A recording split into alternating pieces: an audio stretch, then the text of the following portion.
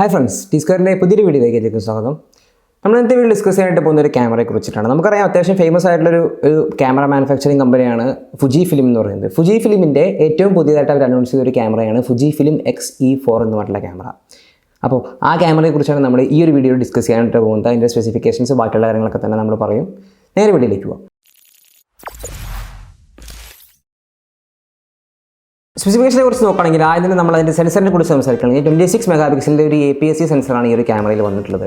പ്രൊസസറിനെ കുറിച്ച് നോക്കുകയാണെങ്കിൽ X-Processor 4 എന്ന് പറഞ്ഞിട്ടുള്ള ഹൈ സ്പീഡോട് കൂടിയുള്ള ഒരു പ്രൊസസറാണ് ഈ ഒരു ക്യാമറയിൽ യൂസ് ചെയ്തിട്ടുള്ളത്. ISO റേഞ്ചിനെ കുറിച്ച് നോക്കുകയാണെങ്കിൽ 160 മുതൽ 12800 വരെയാണ് ISO റേഞ്ച് വന്നിട്ടുള്ളത്. നമുക്ക് 80 മുതൽ 51200 വരെ എക്സ്പെൻഡ് ചെയ്യാൻ സാധിക്കും. സോ മിനിമം ISO നമുക്ക് പറയാനായിട്ട് സാധിക്കും 80 ആണ് ഇതിൻ്റെ മിനിമം ISO, 100 അല്ല. നമ്മുടെ യൂഷ്വൽ ക്യാമറകൾ കാണുന്ന പോലെ 100 അല്ല മിനിമം ISO, 80 വരെ നമുക്ക് മിനിമം ISO ആയിട്ട് ഈ ഒരു ക്യാമറയിൽ അവൈലബിൾ ആണ്. റോയിലും ജെപെഗിലും നമുക്ക് ഷൂട്ട് ചെയ്യാനായിട്ട് സാധിക്കും. ജെപെഗ് നോക്കുകയാണെങ്കിൽ ഫൈൻ, നോർമൽ എന്നീ രണ്ട് മോഡുകളിലാണ് നമുക്ക് ഷൂട്ട് ചെയ്യാനായിട്ട് സാധിക്കുക. ക്യാമറ മൗണ്ടിനെ കുറിച്ച് നോക്കുകയാണെങ്കിൽ Fujifilm X മൗണ്ട് ആണ് ഇത് യൂസ് ചെയ്തത്. നമ്മൾ പറഞ്ഞ X-E4 ആണ് എന്ന ക്യാമറയുടെ മോഡലിൻ്റെ പേര്. സോ സ്വാഭാവികമായിട്ടും X മൗണ്ട് ആണ്, Fujifilm X മൗണ്ട് ആണ് ഈ ഒരു ക്യാമറയിൽ യൂസ് ചെയ്തിട്ടുള്ളത്. ഇനി ഫോക്കസ് പോയിന്റ്സിനെ കുറിച്ച് നോക്കുകയാണെങ്കിൽ 425 ഓട്ടോ ഫോക്കസ് പോയിന്റ്സ് ആണ് നമുക്ക് അവൈലബിൾ ആയിട്ടുള്ളത്. അത്യാവശ്യം മികച്ച രീതിയിൽ തന്നെയുള്ളൊരു ഫോക്കസ് സിസ്റ്റമാണ്. യൂഷ്വലി നമുക്കറിയാം Fujifilm എന്ന് പറഞ്ഞാൽ ഫോക്കസ് സിസ്റ്റത്തിൽ നല്ല മികച്ചൊരു ക്യാമറ തന്നെയാണ്. Fujifilmന്റെ ഏകദേശം എല്ലാ ക്യാമറകളും നല്ല മികച്ച ഫോക്കസ് സിസ്റ്റം തന്നെയാണ് നമുക്ക് പ്രൊവൈഡ് ചെയ്ത് തരാറ്. അതുപോലെ തന്നെ വളരെ മികച്ച ഒരു ഓട്ടോ ഫോക്കസ് സിസ്റ്റം തന്നെയാണ് ഈ ഒരു Fujifilm X-E4 എന്ന് പറഞ്ഞ ക്യാമറയിലും Fujifilm കൊണ്ടുവന്നിട്ടുള്ളത്. ഡിസ്പ്ലേയെ കുറിച്ച് നോക്കുകയാണെങ്കിൽ 3 ഇഞ്ചിൻ്റെ ഒരു LCD ഡിസ്പ്ലേ ആണ് കൊണ്ടുവന്നിട്ടുള്ളത്. 180 ഡിഗ്രി വരെ നമുക്ക് വ്ളോഗിങ്ങിനൊക്കെ പറ്റുന്ന രീതിയിലുള്ള ഡിസ്പ്ലേ ആണ് വന്നിട്ടുള്ളത്. ഓക്കെ, ടച്ച് സ്ക്രീൻ ആണ്, ടച്ച് സ്ക്രീൻ എനേബിൾഡ് ആയിട്ടുള്ള ഡിസ്പ്ലേ തന്നെയാണ്. ഇനി വ്യൂ ഫൈൻഡറിനെ കുറിച്ച് നോക്കുകയാണെങ്കിൽ നമുക്കറിയാം മിറർലെസ് ക്യാമറയാണ്. സ്വാഭാവികമായിട്ടും ഒരു ഇലക്ട്രോണിക് വ്യൂ ഫൈൻഡറാണ് വന്നിട്ടുള്ളത്. 100% കവറേജ് പ്രൊവൈഡ് ചെയ്യുന്ന ഒരു ഇലക്ട്രോണിക് വ്യൂ ഫൈൻഡർ നമുക്ക് ഈ ഒരു ക്യാമറയുടെ കൂടെ അവൈലബിൾ ആണ്. ഷട്ടർ സ്പീഡിനെ കുറിച്ച് നോക്കുകയാണെങ്കിൽ ഇതിൻ്റെ മിനിമം ഷട്ടർ സ്പീഡ് വന്നിട്ടുള്ളത് 4 സെക്കൻഡ്സ് വരെയാണ്. മാക്സിമം നോക്കുകയാണെങ്കിൽ യൂസിങ് മെക്കാനിക്കൽ ഷട്ടർ യൂസ് ചെയ്തിട്ടാണെങ്കിൽ 1/4000 എന്നാൽ ഇലക്ട്രോണിക് ഷട്ടർ യൂസ് ചെയ്തിട്ടാണെങ്കിൽ 1/32,000 ആണ് മാക്സിമം വന്നിരിക്കുന്ന ഷട്ടർ സ്പീഡ്. സോ നല്ല കൂടിയ ഷട്ടർ സ്പീഡ് തന്നെ പ്രൊവൈഡ് ചെയ്യുന്ന ഒരു ക്യാമറയാണ് Fujifilm X-E4 എന്ന് പറയാനായിട്ട് സാധിക്കും. ഇനി നമ്മുടെ സാധാരണ ക്യാമറകളുള്ള പോലെ തന്നെ program mode, aperture priority mode, shutter priority mode, manual exposure mode എന്നീ മോഡുകളൊക്കെ തന്നെ ഈ ഒരു ക്യാമറയിൽ അവൈലബിൾ ആണ്. ഒരു എക്സ്റ്റേണൽ ഫ്ലാഷ് വെക്കുന്നതിനുള്ള ഹോട്ട് ഷൂ ഉണ്ട്. പക്ഷേ ഒരു എക്സ്റ്റേണൽ ഫ്ലാഷ്, ഒരു ഇൻബിൽറ്റ് ഫ്ലാഷ് നമുക്ക് ഈ ഒരു ക്യാമറയിൽ അവൈലബിൾ അല്ല. എന്നാൽ ഹോട്ട് ഷൂ വഴി നമുക്ക് എക്സ്റ്റേണൽ ഫ്ലാഷ് ഒക്കെ വെക്കാനുള്ള സൗകര്യമാണ് ഈ ഒരു ക്യാമറയിൽ കൊണ്ടുവന്നിട്ടുള്ളൂ.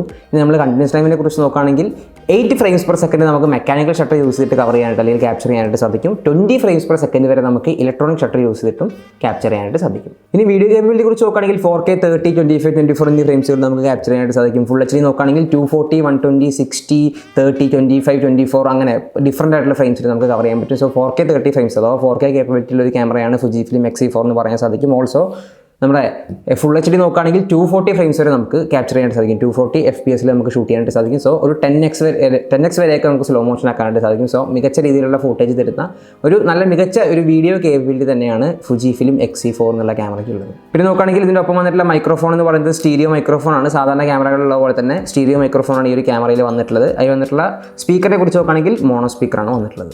USB കണക്ടിവിറ്റി കുറിച്ച് നോക്കുകയാണെങ്കിൽ USB 3.2 സപ്പോർട്ട് ചെയ്യുന്ന ഒരു കണക്ടിവിറ്റിയാണ് വന്നിട്ടുള്ളത്. USB-C ടൈപ്പ് ആണ് വന്നിട്ടുള്ളത്. ഏകദേശം 5 Gbps വരെയൊക്കെയാണ് ഇതിൻ്റെ ഒരു സ്പീഡായിട്ട് പറയാവുന്നത്. പിന്നെ നോക്കുകയാണെങ്കിൽ നമുക്ക് USB ചാർജിങ് ഈ ഒരു ക്യാമറയിൽ അവൈലബിൾ ആണ്. പിന്നെ നോക്കുകയാണെങ്കിൽ മൈക്ക് കണക്ട് ചെയ്യുന്നതിന് വേണ്ടിയിട്ടുള്ള 3.5mm ജാക്ക് അവൈലബിൾ ആണ്. എന്നാൽ ഹെഡ്ഫോൺ കണക്ട് ചെയ്യുന്നതിന് വേണ്ടിയിട്ടുള്ളൊരു പോർട്ട് ഈ ഒരു ക്യാമറയിൽ ഇല്ല, അല്ലെങ്കിൽ ഹെഡ്ഫോൺ കണക്ട് ചെയ്യാൻ പറ്റില്ല. എന്നാൽ നമുക്ക് USB-C ടൈപ്പിൽ നിന്ന് 3.5mm കൺവേർട്ട് ചെയ്യുന്ന കൺവേർട്ടർ ഉണ്ടെങ്കിൽ നമുക്ക് ആ ഒരു പോർട്ട് വഴി നമുക്ക് വീഡിയോസൊക്കെ എടുക്കുന്ന സമയത്ത് ലൈവായിട്ട് മോണിറ്റർ ചെയ്യാനായിട്ട് സാധിക്കുന്നുള്ളതൊരു പ്രത്യേകതയാണ്. സോ ആ ഒരു നമ്മുടെ OnePlus ഫോണുകളൊക്കെ ഉപയോഗിക്കുന്നവർക്ക് അറിയുണ്ടാവും, USB-Cയിൽ നിന്ന് നമ്മൾ 3.5ലേക്ക് കൊടുത്തിട്ടാണ് വയേർഡ് ഹെഡ്സെറ്റുകളൊക്കെ കണക്ട് ചെയ്യുക. സോ ആ ഒരു മെത്തേഡ് തന്നെയാണ് ഇവിടെ നമുക്ക് അപ്ലൈ ചെയ്ത് കഴിഞ്ഞാൽ നമുക്ക് ഹെഡ്ഫോൺസ് ഈ ഒരു ക്യാമറയിൽ കണക്ട് ചെയ്യാനായിട്ട് സാധിക്കും. പിന്നെ അതുകൂടാതെ തന്നെ ഒരു മൈക്രോ HDMI പോർട്ട് നമുക്ക് ഈ ഒരു ക്യാമറയിൽ അവൈലബിൾ ആണ്. ഇതിൻ്റെ ബാറ്ററി ലൈഫിനെ കുറിച്ച് നോക്കുകയാണെങ്കിൽ ഏകദേശം 400 മുതൽ 460 ഷോട്ട്സ് വരെയൊക്കെ നമുക്കൊരു ഫുൾ ചാർജിൽ എടുക്കാനായിട്ട് സാധിക്കുന്നുള്ളത് ഒരു പ്രത്യേകതയാണ്. ഇനി നമ്മൾ ഇതിൻ്റെ വിലയെക്കുറിച്ചും ഇത് എപ്പോഴാണ് റിലീസ് ചെയ്യുന്നത് അല്ലെങ്കിൽ എപ്പോഴാണ് വിപണിയിൽ എത്തുന്നതിനെക്കുറിച്ചും വിലയെക്കുറിച്ച് നോക്കുകയാണെങ്കിൽ ഇതിൻ്റെ ഏകദേശം വില വന്നിട്ടുള്ളത് ബോഡി ഓൺലി പ്രൈസ് വന്നിട്ടുള്ളത് $899 ആണ് ബോഡി ഓൺലി പ്രൈസ് വന്നിട്ടുള്ളത്. $899 എന്ന് പറഞ്ഞാൽ ഏകദേശം 61,000 രൂപയുടെ അടുത്ത് ഇന്ത്യൻ റുപ്പിയിൽ വരും. അത് ഇന്ത്യയിലേക്ക് വരുമ്പോൾ കൂടുതലും അതിൻ്റെ വില ഇനിയും കൂടുകയുള്ളൂ. കറക്റ്റ് ആ ഒരു കൺവേർഷൻ ആയിരിക്കില്ല ഉണ്ടാവുക. എന്നാൽ ഏകദേശം 61,000 രൂപയാണ് ബോഡി ഓൺലി പ്രൈസ് വരുന്നത്. എന്നാൽ നമ്മുടെ ബോഡി വിത്ത് ഒരു 27mm f2.8 ഒരു പ്രൈം ലെൻസും കൂടി ഉള്ള ഒരു കോംബോ, അതിനാണെങ്കിൽ ഏകദേശം $1,099 വില വരുന്നത്. അത് ഏകദേശം ഇന്ത്യൻ റുപ്പിയിലേക്ക് കൺവേർട്ട് ചെയ്യുമ്പോൾ 75,000-80,000 രൂപ, ആ ഒരു 80,000-70,000ൻ്റെ അടുത്താണ് വില വരുന്നത്. അതും ഇവിടെ എത്തുമ്പോൾ വില കൂടുതലേ ഉള്ളൂ. ഇന്ത്യൻ റുപ്പിക്ക് കൺവേർട്ട് ചെയ്യുമ്പോൾ ഡയറക്റ്റ് കൺവേർട്ട് ചെയ്യുമ്പോൾ ഏകദേശം 70,000 ആണ്. എന്നാലും ഇന്ത്യൻ വിപണിയിലേക്ക് എത്തുമ്പോൾ അതിൻ്റെ വില കൂടുകയുള്ളൂ. ഇത്രയാണ് ഇതിൻ്റെ വിലയെക്കുറിച്ചും. പിന്നെ റിലീസ് ഡേറ്റ് നോക്കുകയാണെങ്കിൽ അല്ലെങ്കിൽ എപ്പോൾ നമ്മുടെ വിപണിയിൽ എത്തുന്നതിനെ കുറിച്ച് നോക്കുകയാണെങ്കിൽ ഏകദേശം March 1 കൂടി 2021 മാർച്ച് ആദ്യ വാരം അല്ലെങ്കിൽ ആദ്യത്തോടു കൂടി നമുക്ക് ഈ ഒരു ക്യാമറ നമുക്ക് അവൈലബിൾ ആയിരിക്കും. അപ്പോൾ നമ്മൾ ഈ ഒരു വീഡിയോ ഡിസ്കസ് ചെയ്തത് Fujifilm X-E4 എന്ന് പറഞ്ഞിട്ടുള്ള ക്യാമറയെ കുറിച്ചിട്ടാണ്. അതിൻ്റെ അത്യാവശ്യം സ്പെസിഫിക്കേഷൻസും ബാക്കി കാര്യങ്ങളൊക്കെ തന്നെ പറഞ്ഞു. അതിൻ്റെ വിലയും എപ്പോഴാണ് നമുക്ക് അവൈലബിൾ ആവുന്നുള്ള കാര്യങ്ങളൊക്കെ തന്നെ നമ്മൾ പറഞ്ഞു. അപ്പോൾ ഈ വർഷം മാർച്ചോട് കൂടി നമുക്ക് ഈ ഒരു ക്യാമറ അവൈലബിൾ ആയിരിക്കും.